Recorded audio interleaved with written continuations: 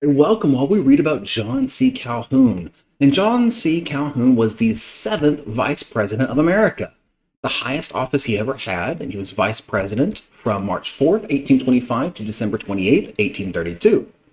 So what his full name was John Caldwell Calhoun, and he is remembered for strongly defending slavery. He liked slavery. He's like, bruh, slavery's the bomb. I'm just such a racist. I love slavery. I'm John C. Calhoun. He's also known for advancing the concept of minority rights in politics. But he did this in the context of protecting the interests of the white South when it was outnumbered by the Northerners. So today, when we think of the idea of minority rights, a lot of times today we think about African Americans or Hispanics or Asian Americans or any other number of different minority groups. John C. Calhoun's one of the first dudes to put forward this idea of we should protect the minority, but he was doing it protecting the whites who owned slaves in the South. So there's this weird back and forth. So John C. Calhoun. Calhoun was first elected to the House of Representatives in 1810 as a war hawk leader, and he supported the War of 1812. Remember, the war hawks, they were the guys who wanted war, and the doves did not want war. So if you're a dove, you're that white, peaceful bird, and you're like, I love peace, If you're a war hawk, you're like, I want to do everything. He then served as Secretary of War under President James Monroe. He was a candidate for the presidency in the 1824 election. Remember, didn't go so well. He lost. After failing to gain support, he was elected vice president, and he served as vice president for John Quincy Adams and also to Andrew Jackson. Calhoun vigorously supported South Carolina's right to nullify the Tariff of Abominations. He had a difficult relationship with Andrew Jackson, primarily due to the nullification crisis, as well as because of the Petticoat Affair. Because of this, with only a few months left in his second term, he resigned as vice president and entered the Senate in 1832. He's like, I'm so frustrated with Andrew Jackson, I quit. I'm not going to be vice president anymore. I quit. Calhoun was Secretary of State under John Tyler from 1844 to 1845. As Secretary of State, he supported the annexation of Texas.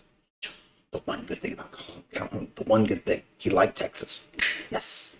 As a means to extend slave state powers. Take it back. And helped settle the Oregon boundary dispute with Great Britain.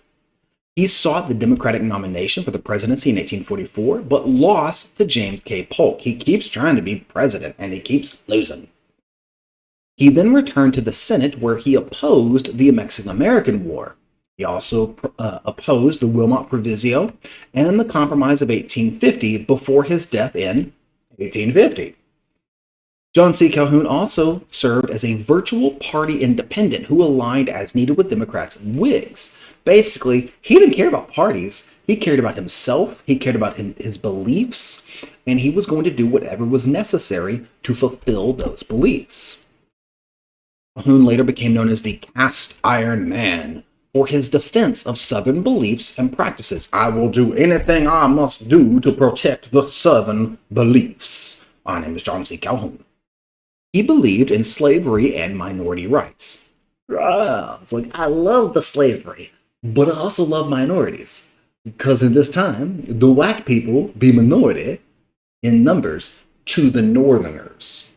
So he's not talking about the whites being outnumbered by slaves. He's saying the whites in the South were outnumbered by the Northerners, and that's just not right. You got to make sure that those poor Southern slave owners have a fair fight. His concept of minority rights did not extend to slaves, as he himself owned dozens of slaves. Calhoun said that slavery was a necessary evil, not a positive good. But it helped both slaves and slave owners. To this end, Calhoun supported states' rights and nullification, through which states could declare null and void, think nullification crisis, federal laws that they viewed as unconstitutional. John C. Calhoun was one of the great triumvirate of congressional leaders, along with Daniel Webster from the north and Henry Clay from the west. Well, I hope you're learning, and I hope you're having a great time.